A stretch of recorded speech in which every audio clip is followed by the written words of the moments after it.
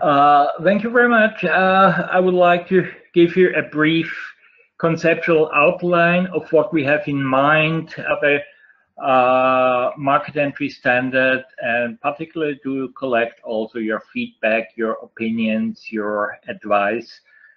Starting out why we are doing this exercise. In the past years, a number of supply chain schemes emerged, particularly from the downstream side of the supply chain. And we feel we face a problem that we lack a general kind of generic upstream supply chain scheme. That doesn't mean that that upstream supply chain schemes, particularly for gold, do not exist, but most of them are either proprietary or focus on a specific geographic region or on a specific market segment.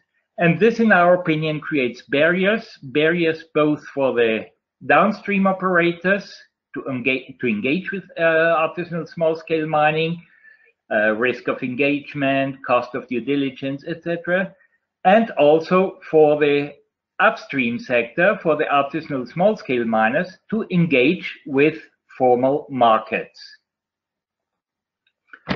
So we think to reduce these barriers, it is important, most important, that the standard must avoid to create new barriers. We want to avoid that at all costs. Usual proprietary standard schemes, as practically all existing ones, serve their purpose, mostly for a closed group, for example, defined by membership, affiliation, licensing schemes, etc.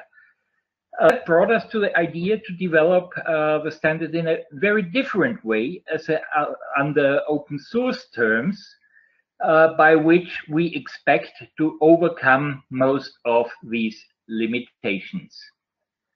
Why open source? We want to create an upstream scheme for ASM that is compatible with almost all already existing supply chain standards and sourcing models of the downstream supply chain actors. A scheme that can be adapted without any restriction to practically all artisanal miners set up, practically to the 15 to 20 million artisanal gold miners in the world, to different governing national legal frameworks, and to the individual preferences of downstream supply chain actors or producer support programs. The programs that are already in place should be able to link up with this market entry standard. And we want to create a standard that has the potential to be really widely adopted because it simplifies due diligence for all supply chain actors, and a system that is institutionally neutral. In other words, not owned by any particular organization. That will also define the role of ARM in that exercise. We will not be the standards owner or the scheme owner, as it's usually called. Our role is seen as the standards maintainer. It's a very different model. We analyzed different open source models, and among others, we found the most appropriate one, the Creative Commons licenses. Maybe some of you have heard about these Creative Commons licenses. For example, Wikipedia is developed under exactly this license, the Creative Commons Attribution Share Alike version, which allows everybody to copy, redistribute the material in any medium format, to adapt it, to remix, transform, and build upon the material for any purpose.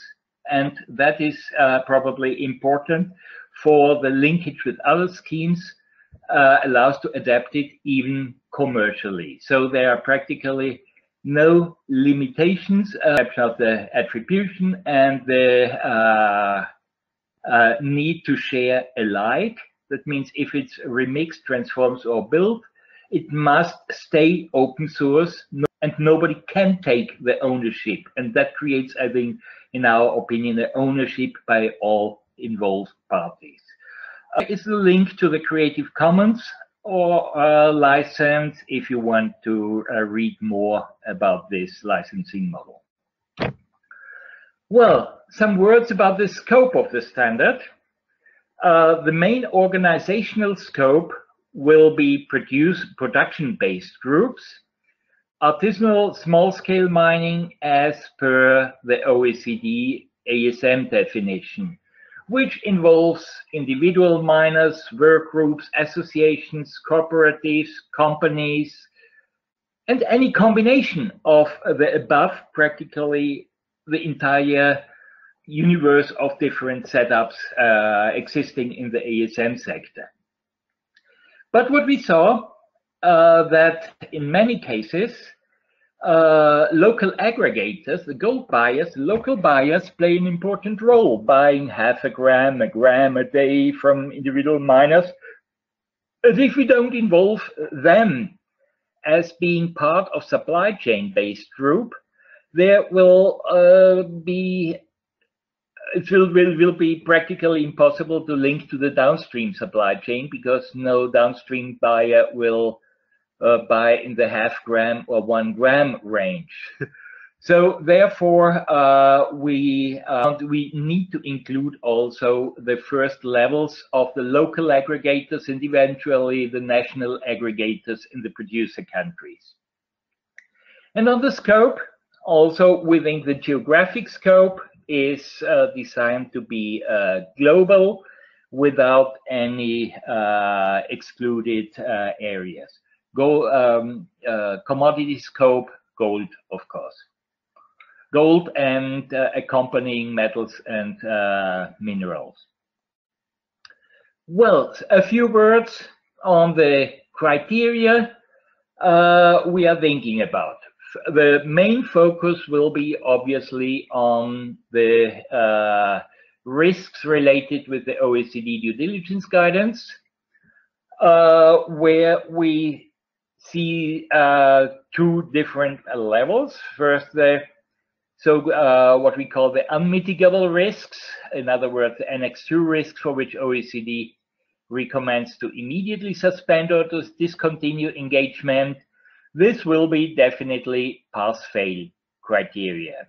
If unmitigable risks exists, an ASM organization or group cannot join the market entry standard scheme.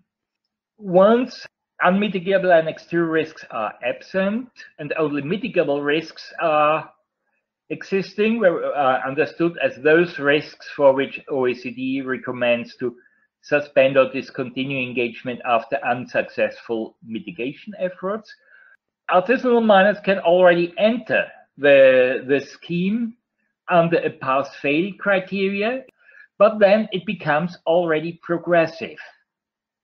And the standard shall be a progressive process standard, going far beyond, I would say, far beyond the OECD due diligence, OECD risks, addressing also other high risks, medium risks, and even low risks. We think in the short term, what we are doing now in the exercise of version 1, we need to cover at least the Annex 2 risks and other high risks, and in the long term, all other high, medium, and low risks. We don't have the concept that the market entry standard shall be a low-level standard. The idea is that it shall be a standard where miners can join the scheme as soon as possible. We have practically the unmitigable Annex 2 risks, who is not compliant as the first condition. The mitigable risks and then the high risks. In version 1, we will mainly cover these first steps. Later down the road, different requirements, all non-OECD risks, progressive requirements. And here an important part of the open source concept comes into play. it allows various options. For example, to create localized version, amending, for example, the generic concept of the legitimate ASM by national definitions of legal ASM. We will probably pilot this part in the Colombian case. Or other options, for example, to create customized version on specific issues. For example, to create, based on the core market entry standard, a customized Minamata market entry standard where the requirements on the issue of mercury are addressed in a way to achieve faster Minamata compliance. We're also thinking about accessibility and compatibility. In terms of accessibility, it is unrealistic to expect that artisanal small-scale miners can afford external audits, third-party certification. So what we are designing mainly as part of the market entry standard itself, a scheme of first-party verification if it is production for production-based group, and first combined with second-party verification in supply chain-based group.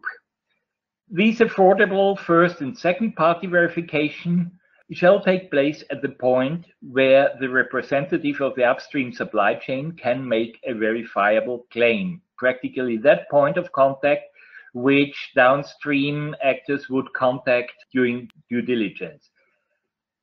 And these first and second party verification as part of the market entry standard can be combined with third party verification. So the third party verification is no duplication of the currently existing third party audit burden, but the first and second party claims of the upstream actors become subject to third party verification as already established in the downstream schemes. And we think to embed this in the 5-step framework of the OECD, which consists of establishing a management system, assessing risks, mitigating risks, audit the outcomes, and report on progress. So establishing a management system consists practically in the task that the artisanal mineral producers decide to join the market entry standard scheme. Assessing the risks, first ensuring the absence of unmitigable annexed risks, and in the sense of first and second party verification, producing their reports. Once this report about the absence of unmitigable risks is produced, the mineral producers can join the market entry scheme on a temporary conditional basis, and it can be audited. Same step 2 and step 3 continue. Mineral producers identify and mitigate the mitigable risks, produce their report, can be externally audited, and at that point join the market entry standard scheme definitely. From this point onward, it's about progressive requirements. So annually, the miners identify further non-OECD risks, commit to their mitigation, and mitigate the risks. Produce their reports. The reports can be audited, and this scheme continues year by year in a repeating sequence. How do we want to measure performance of the miners, of the participants in the market entry standard? By key performance indicators based on commitment, compliance, and credibility. We think just a grading A, B, C, D, E, F also is unfair, because those that start out from an earlier starting point would always be in a disadvantage to the best performing artisanal miners organization. But this is a scoring scheme where we just measure the commitment. How ambitious are the miners? How ambitious are the commitments of improvement? In compliance, how many of their commitments were achieved? They express that in their reports. And then as the reports can be audited externally by third-party audits, how reliable are the reports?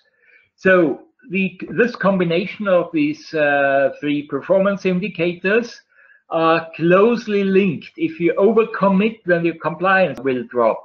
If you report wrongly, then your credibility score will drop. Only a real balanced reporting can produce a score that shows a downstream buyers that it is a reliable mineral producer. Of course, it is open source. Any other benchmarking exercise is possible to evaluate whether the performance of a mineral producer is appropriate to feed into a certain downstream supply chain scheme. We think this scheme, as we have it in mind, can bring win-win options for both the upstream and the downstream party. From the upstream side, let me show that in kind of a dialogue. What we hope that the upstream and the downstream actors might say on the upstream side, the standard provides me with guidance what I have to do to be OECD compliant and to improve. From the downstream side, with miners that participate in the market entry standard, we can be more confident that they are OECD compliant. And we know in advance that they are committed to mitigate supply chain risks. Upstream opinion. Every year we check the risks in our mine and decide what improvements we will make the next year. If someone comes and tells us what is important, helps us to do it, it would be even better. So the possibility for support programs. At the end of the year, we report what we have done. We hope the downstream side will see that in the following way, that we can support them to mitigate those risks which are most important for us. And from their reports, we can see what they have improved. Upstream viewpoint. When a buyer comes, I can show him our reports, so I don't need to answer the same hundreds of questions over and over. And if the buyer wants, he can send an auditor and check my reports. From the downstream side, we hope it creates the reaction that they say, due diligence is much more straightforward with miners that participate in the market entry standard. They produce their market entry standard reports, and our auditors can just check if the reports are reliable. That's much faster and less expensive. And the final comment we have with that miners can say, with my reports, I can even go to buyers and ask if they want to buy my gold because I'm OECD compliant and have a good track record of improving my mine. And from the downstream side, the appreciation that the market entry standard does not add extra audit burden. It can all be done by our usual auditors as part of our usual due diligence procedure. We hope that we can create a scheme that creates this perception, a scheme where the MES scheme and existing supply chain schemes fit perfectly together. Thank you.